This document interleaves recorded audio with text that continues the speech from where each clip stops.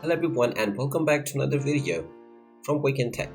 In this video, I'm going to show you how to redeem your points on the Ulta Beauty website. So let's get started right away. First of all, open up your web browser and then in the address bar type in ulta.com and press enter. You will now be taken into the official ulta.com website, from which if you wish to redeem your Ulta Beauty points, then you will need to click on the Ultimate Rewards option at the top section. Go ahead and click on it, and now you will see the Ultimate Rewards Program option. In order to redeem your points, you will need to sign in to your rewards account first. So go ahead and click on Sign in to My Rewards, and then you will be asked to enter your login credentials. Go ahead and type in your email address that you used to sign up and create your account, and then type in your account password.